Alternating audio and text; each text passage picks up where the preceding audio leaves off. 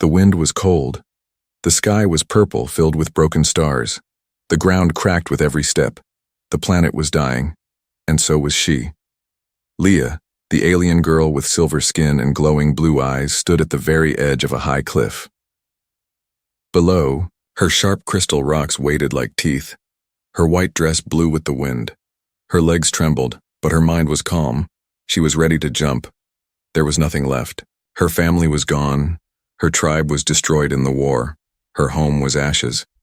No one came for her. No one even knew she was alive. I was not meant to live, she whispered to herself, voice weak. She closed her eyes, took a deep breath, and leaned forward. Wait! Stop!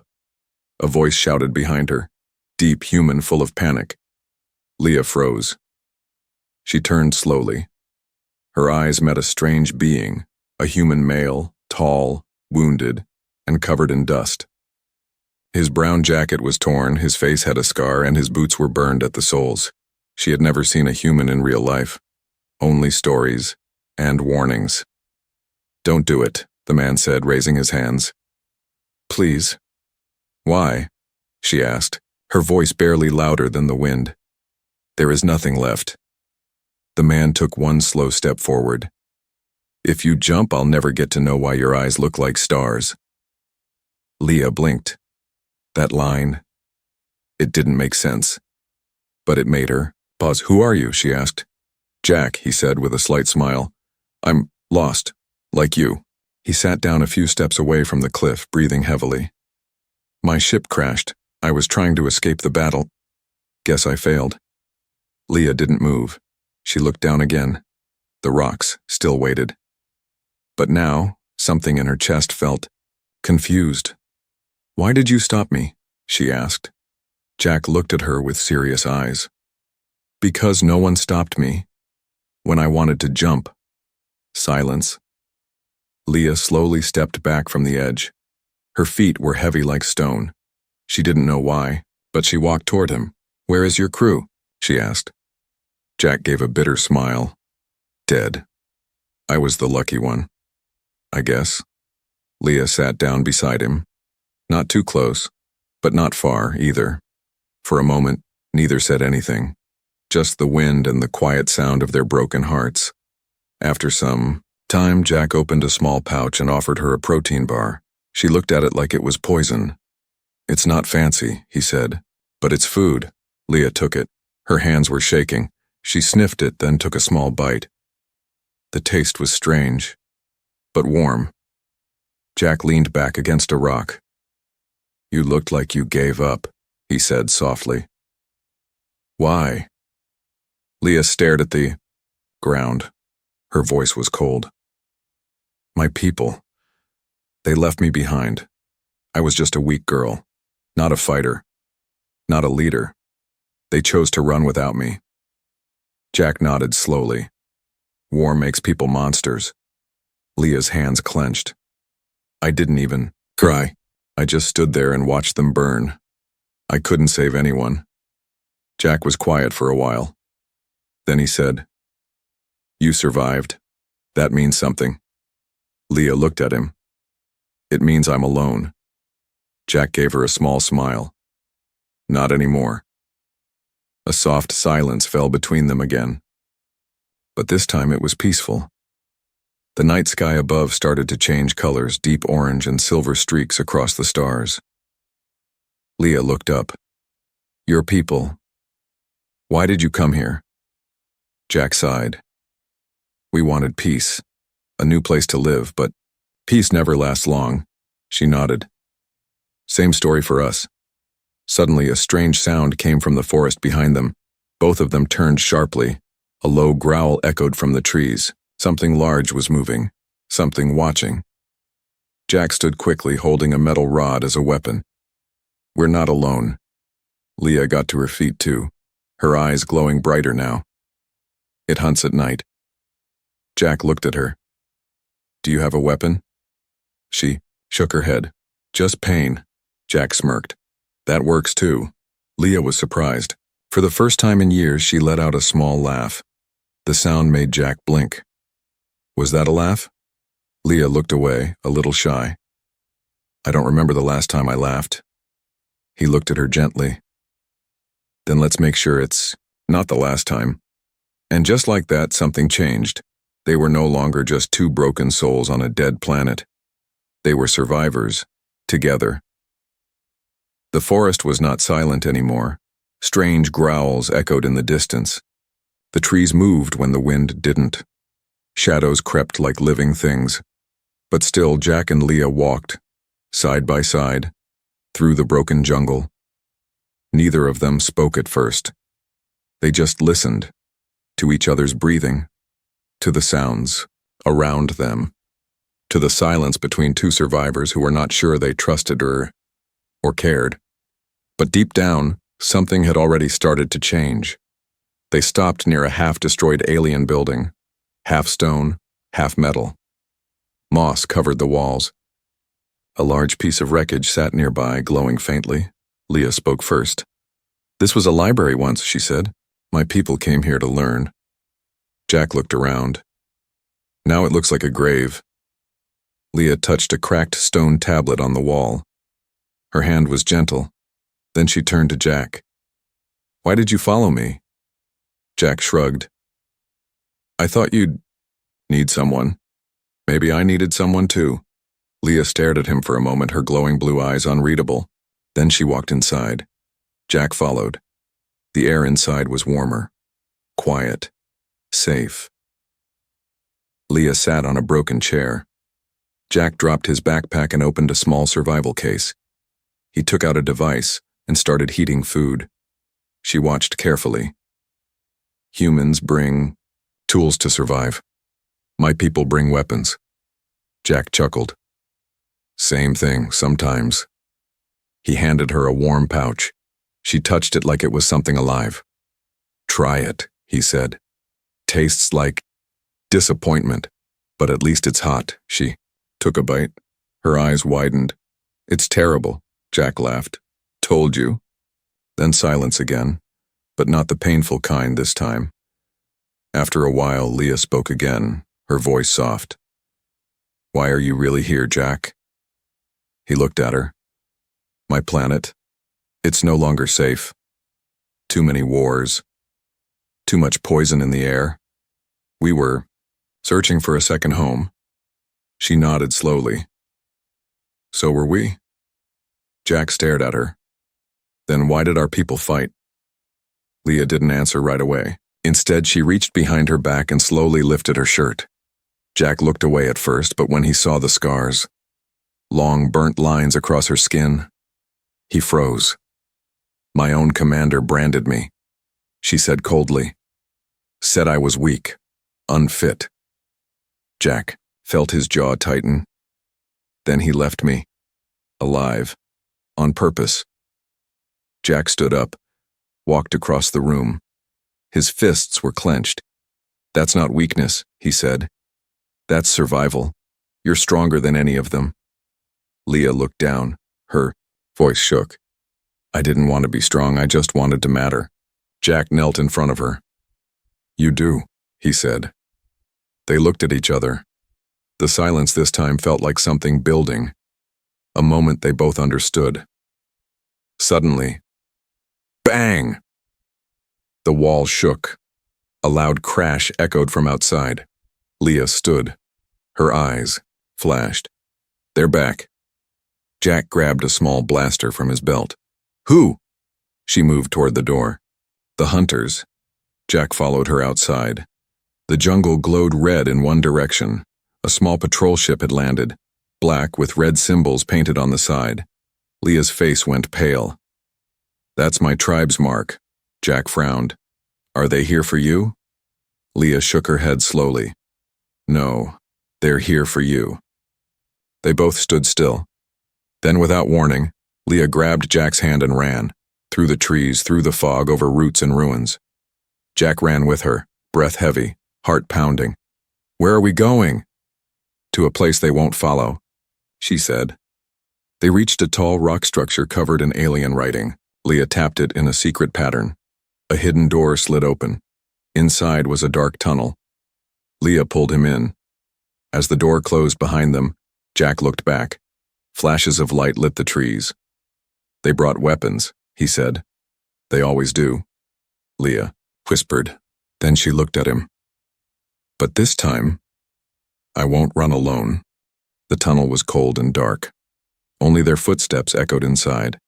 Jack walked behind Leah, his hand on the wall. The stone felt smooth, like it was polished by something ancient. Glowing lines of alien script moved under their touch, like veins filled with light. "How far does this go?" Jack whispered. "All the way under the forest," Leah replied. "This was built during the old wars, a secret escape path for the royal bloodline." Jack raised an eyebrow. "Are you royalty?" Leah didn't answer. They kept walking. After many turns, they entered a wide chamber. The ceiling was high, carved like a star map. In the center was a strange blue orb floating in the air, humming softly. Leah sat down under it, breathing deeply. She looked tired, like the weight of years sat on her shoulders. Jack dropped his gear and sat beside her. He looked around the glowing chamber and said, "You know, your world has a strange kind of beauty." Leah smiled faintly. "Even the broken parts?" "Especially the broken parts," he replied. They sat in silence for a few moments, listening to the hum of the orb. Then Jack looked at her seriously. "Leah, what happened to you? I mean, before the cliff." She didn't look at him. Her voice was low. "I was supposed to be a mother, a future bearer. That's what my people called it." Jack blinked. "Like chosen for breeding?" She nodded slowly. "They thought my blood was rare. My DNA was strong. But I refused." Jack leaned back, processing that. "They said I was wasting my gift," Leah continued. "So they took it from me. Injected things, changed my body. I wasn't even allowed to choose who touched me." Jack's fists clenched. "Why are people always trying to control others?" he said, almost to himself. Leah finally looked at him. "You asked if I was royalty. My father was king once. He tried to stop them. So they killed him and left me alive. As punishment." She lifted her hand and pulled back her sleeve. A mark was burned into her skin, an old brand, shaped like a twisted crown. Jack stared at it for a moment. Then he gently took her hand. "You're not what they made you," he said. "You're what you choose to be now." Leah's lips parted slightly. No one had ever said that to her before. She spoke, almost afraid of her own voice. "And what are you, Jack?" He chuckled dryly. "A mechanic, a soldier, a man with too many regrets. I lost my brother in the war. He was a better man than me." Leah tilted her head. "You came all this way for survival, but you risked your life to save me. Why?" Jack shrugged. "Because I saw myself in you, and maybe I couldn't save myself, but I could save someone else." The chamber went quiet again. Then Leah stood up. Her eyes shined brighter now, not just from glow, but from something inside. Hope. "There's something I want to show you," she said. She walked to the side wall and touched a small stone. A secret panel opened, revealing a small box. She brought it to Jack and opened it. Inside was a silver pendant, shaped like a crescent moon and a star crossing. "This belonged to my mother," Leah said.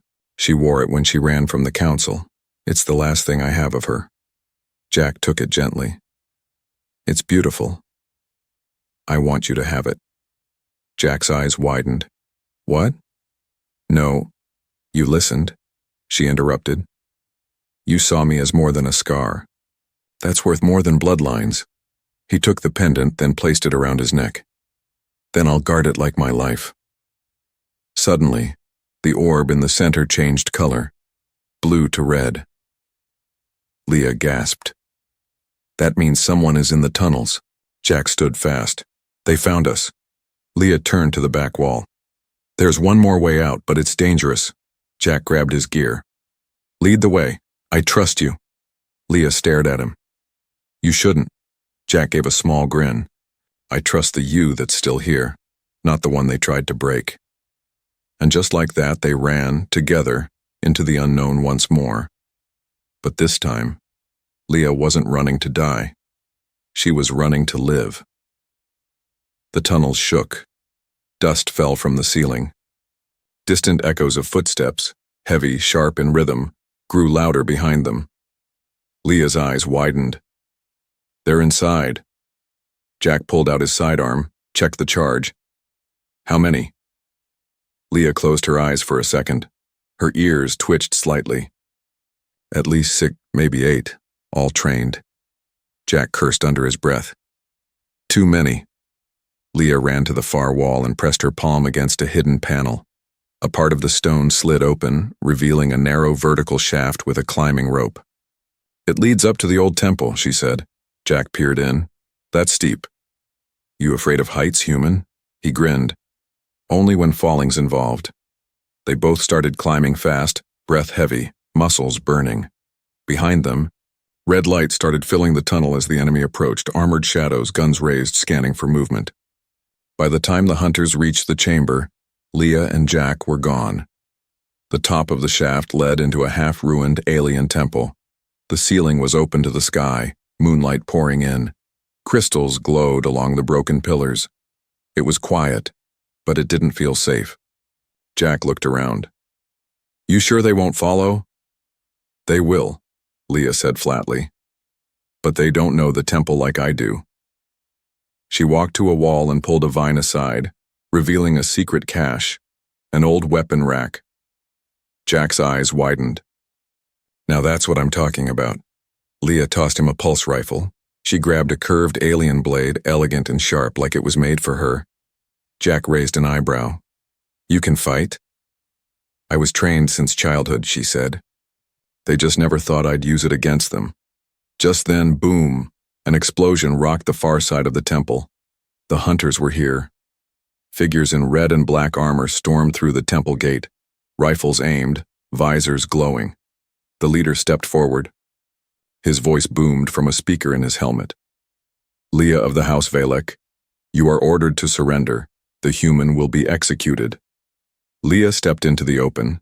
Jack grabbed her arm. What are you doing? But her voice was calm, cold, sharp like her blade. I'm tired of running. She walked toward them, alone. The hunter leader raised his hand to stop his men.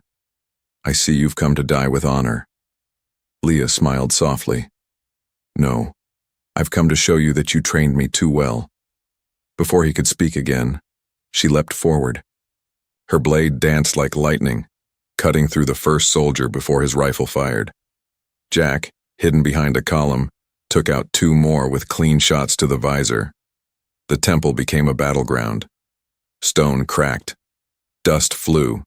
Beams of red light fired across the chamber. Leah moved like a ghost, every step a strike, every spin a threat. She wasn't just fighting to survive now. She was fighting for something bigger.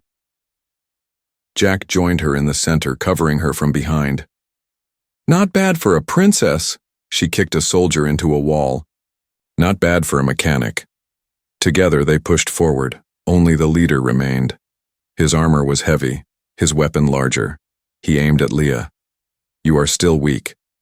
But before he could fire, Jack tackled him. The 2 men struggled on the ground, rolling over stone and blood. The leader was stronger, but Jack was smarter. With a quick move, Jack yanked out the leader's battery pack. The armor died. The man inside froze. Leah walked up and raised her blade to his throat, but she didn't kill him. She looked him in the eyes and said, Weakness is leaving someone to die, not choosing to live. She stepped back. Jack looked at her, surprised. You let him go? No, she said. I let myself go. The hunters defeated. The temple was silent again. Leah stood at its center, breathing hard, covered in dust and blood. But something was different. She was no longer the girl on the cliff. She was a warrior now, and beside her stood the one person who never saw her as broken. Just human. The stars were brighter tonight. Leah stood at the same cliff where it all began. The wind brushed through her white hair. Her scars still burned, but now they didn't control her. They reminded her she had survived. Jack stood a few steps behind, watching her quietly. He didn't speak. He knew this was her moment. She looked down at the sharp crystal rocks below, same as before.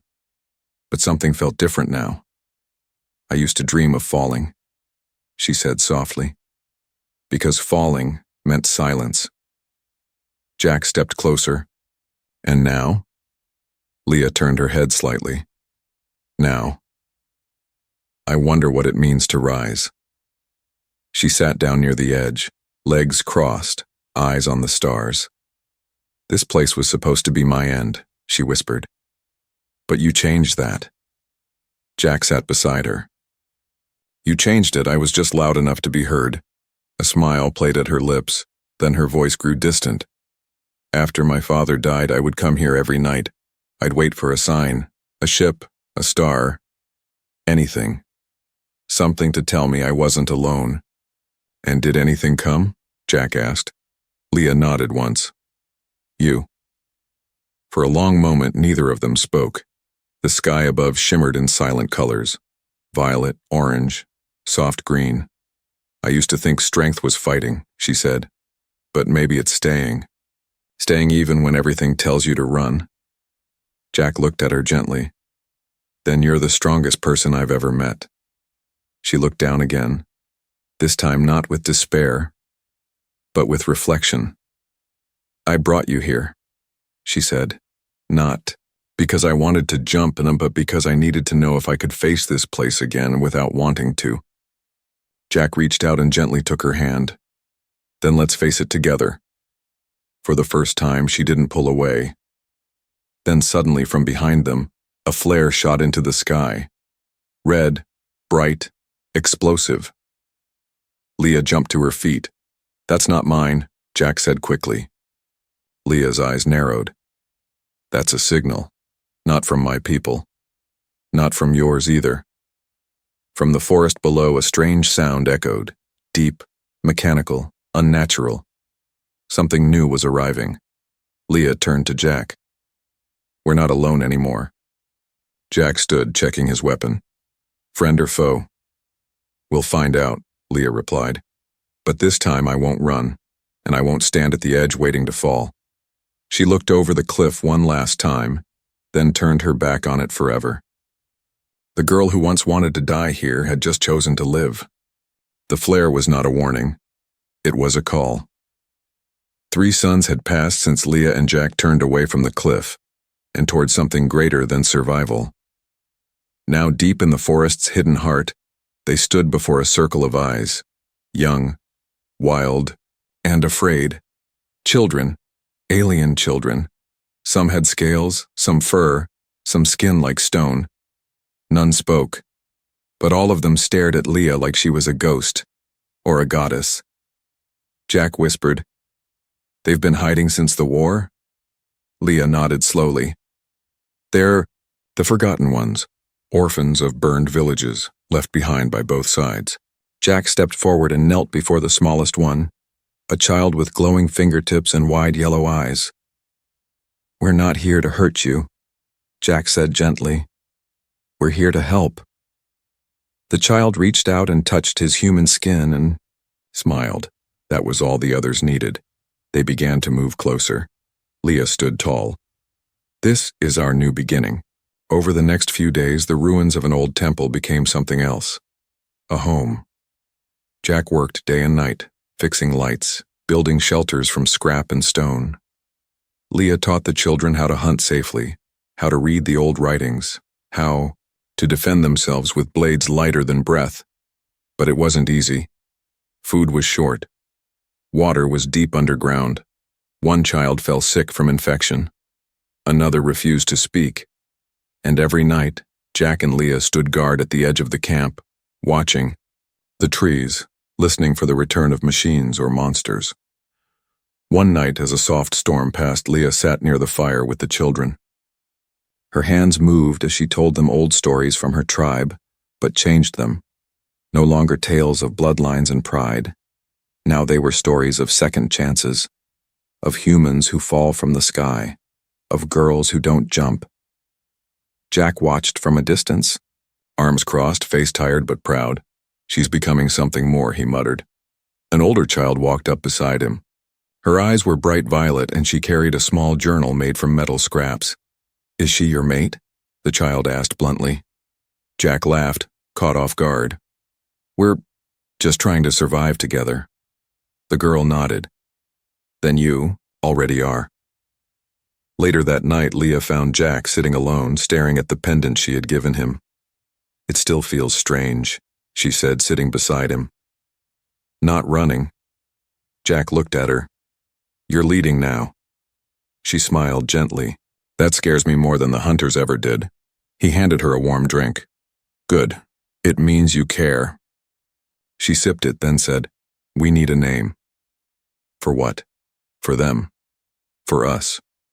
We're not soldiers anymore, not royals, not outsiders. Jack thought for a second. Then he said, How about the Found? Leah repeated the words softly. The Found, and for the first time she felt it. Belonging. That night, around the campfire, Leah stood and looked around at the mismatched group. The tiny claws, the big ears, the glowing eyes, the tired human who never gave up on her. She raised her voice. No more hiding. No more shame. We are the Found, and we protect each other. A quiet cheer rose from the children, and from the trees above them, something stirred. Watching. Studying. The next chapter was already coming, but Leah was ready. This time she wasn't just surviving. She was building something worth dying and living for. The sky was gold that morning, not because of the sunrise, but because of the fire. Smoke curled above the jungle trees. The Found's hidden home had been discovered. Jack stood at the edge of the camp, rifle ready. His shirt was torn, face bruised, but his stance never wavered. Leah stood beside him, calm, sharp, and fearless. Her blade hung at her side like it was part of her body. Behind them, the children hid in underground chambers, clutching handmade weapons, each of them remembering Leah's stories, Jack's lessons. The enemy came in silence, drones first, followed by armored shadows. But this time, they didn't meet helpless runaways. They met a tribe. The battle wasn't long, but it was fierce. Jack fought with strategy, pulling the attackers into traps he built days ago.